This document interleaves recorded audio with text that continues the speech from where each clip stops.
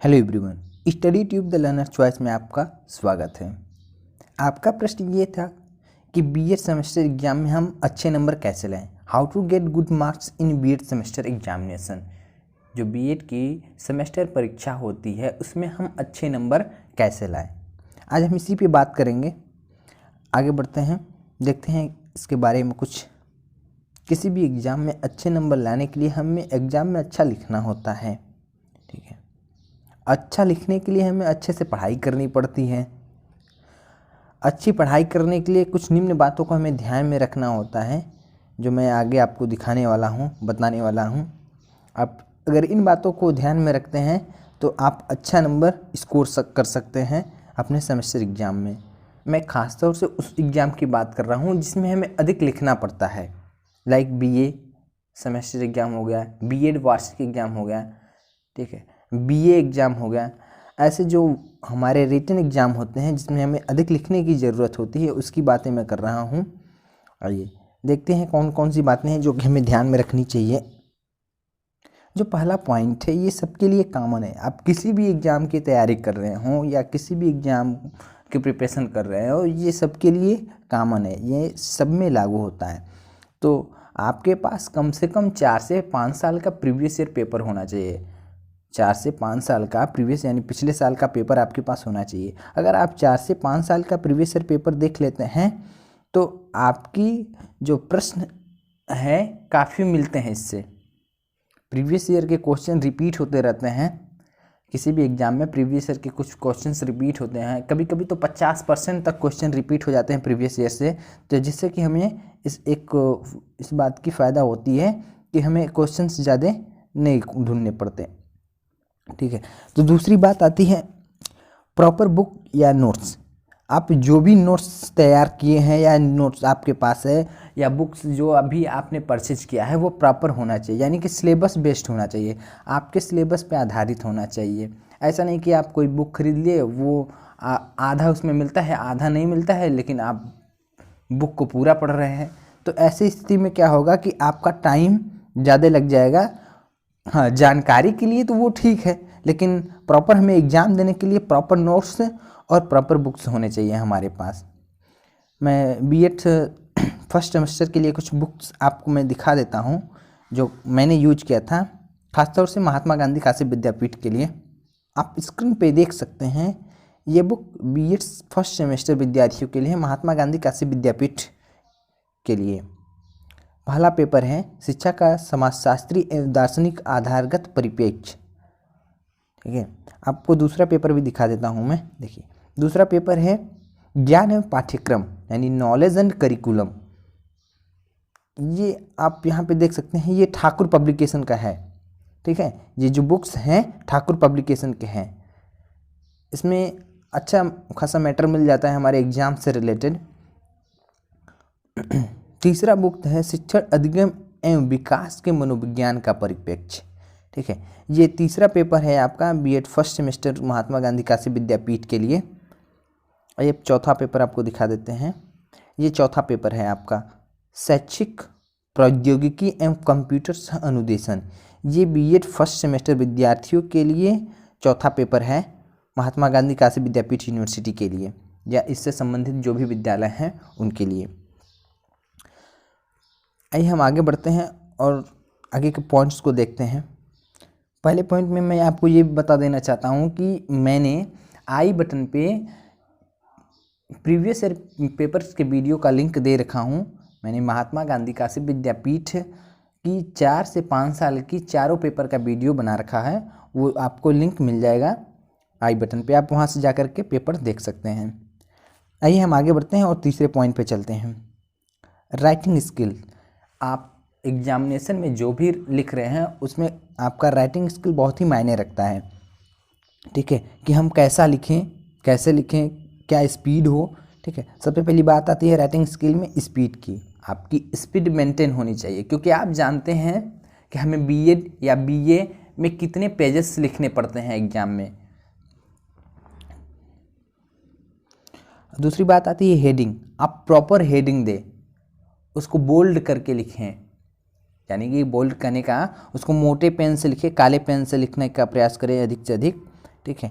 जो dash dot आप लगाते हैं, हेडिंग के बाद एक डैश लगाते हैं ना, तो वो प्रॉपर आप लगाएं dash. Gap between heading and answer, आप हेडिंग देते हैं उसके बाद आंसर लिखते हैं, उनके बीच प्रॉपर गैप होना चाहिए।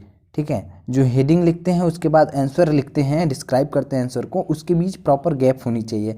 ऐसा ना कि आपने हेडिंग लिखा फिर उसी को सटा करके यानी उसी के पास से ही आंसर लिखना शुरू कर देंगे, तो ये देखने में थोड़ा सा अच्छा नहीं लगेगा। और आप इन दोनों के बीच आप गैप मेंटेन रखें।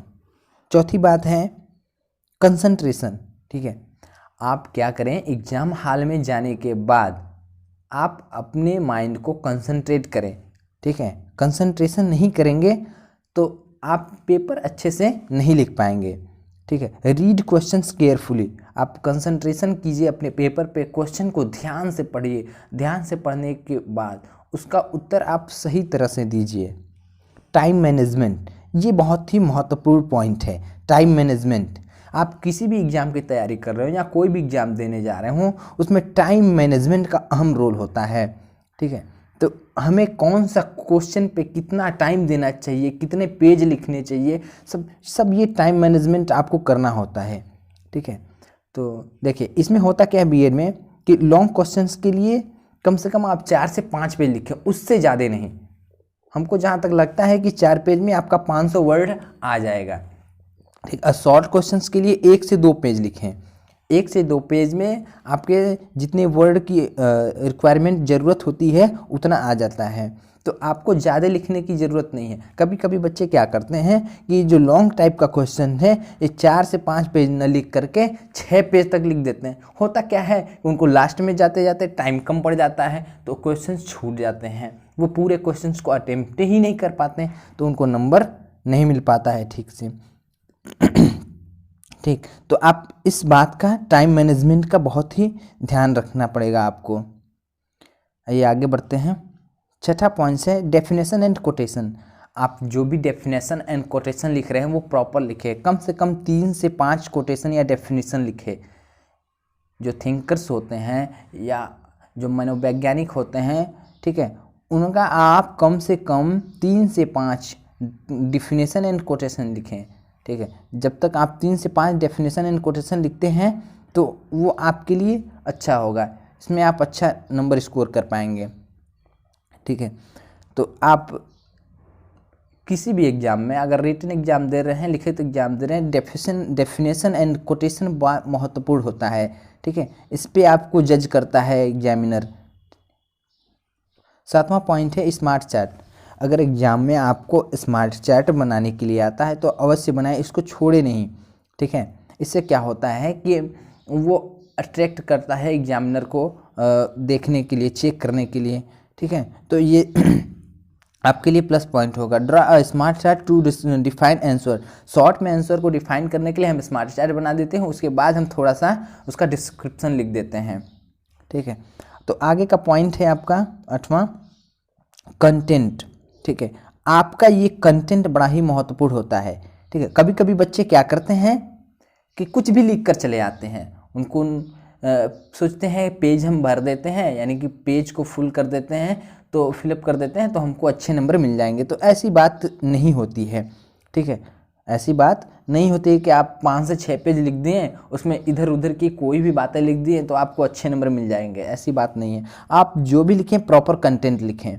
ठीक है, हाँ, 4 पेज ही, अगर लॉन्ग टाइप क्वेश्चन है 4 पेज ही आपको आता है, 4 पेज ही लिखिए। ठीक है, उसको 5 पेज बढ़ा करके ना ले जाइए, कोई दिक्कत नहीं है, 4 पेज तक आप लिख सकते हैं। 4 पेज में आपका लॉन्ग टाइप क्वेश्चन पूरा हो जाएगा, तो उसमें आपको इधर उधर की बातें लिखने की ज़रूरत नहीं होती है। आप प्रॉपर कंटेंट टू आंसर, जो भी आंसर का प्रॉपर कंटेंट है, ठीक है, वही लिखें, उसमें फालतू बातें ना लिखें इधर उधर की। रेगुलरिटी, ठीक है, आप किसी भी एग्ज़ाम की तैयारी कर रहे हो या कोई भी एग्ज़ाम देने वाले हैं, उसमें आपको रेगुलरिटी है बनाने की आवश्यकता पड़ती है। आप जब तक रेगुलर किसी चीज़ को नहीं पढ़ेंगे तो आप उसको अच्छे से नहीं कर पाएंगे। आपको रेगुलर उसका तैयारी करना पड़ेगा, रिवीजन करना पड़ेगा, उसको पढ़ना पड़ेगा। Do smart work. ठीक है, आप अपने एग्ज़ाम के दौरान क्या करें, स्मार्ट वर्क करें। अपने स्टडी के दौरान क्या करें, स्मार्ट वर्क करें। हार्ड वर्क तो सभी करते हैं, रट लेंगे, खूब पढ़कर रट लेंगे, लेकिन आप रटने की बजाय स्मार्ट वर्क कीजिए। स्मार्ट वर्क कहने का मतलब वो आपको ऐसे पढ़िए कि आपके माइंड में वो फिट हो जाए और आप प्रॉपर आंसर, ठीक प्रकार से आंसर दे पाए क्वेश्चंस का। तो इतनी बातें थी जो कि हमें किसी भी एग्ज़ाम के दौरान ध्यान में रखना चाहिए। अगर आप हमारे चैनल पर नए हैं तो चैनल को सब्सक्राइब कर लें, साथ ही साथ बेल आइकन दबा लें ताकि आने वाली हमारी अन्य वीडियोज़ की नोटिफिकेशन आपको मिल जाया करे। मैं ऐसे ही ढेर सारी एजुकेशनल वीडियो लाता रहता हूँ जो कि आपके लिए फ़ायदेमंद हो। Thanks for visiting study tube the learners choice.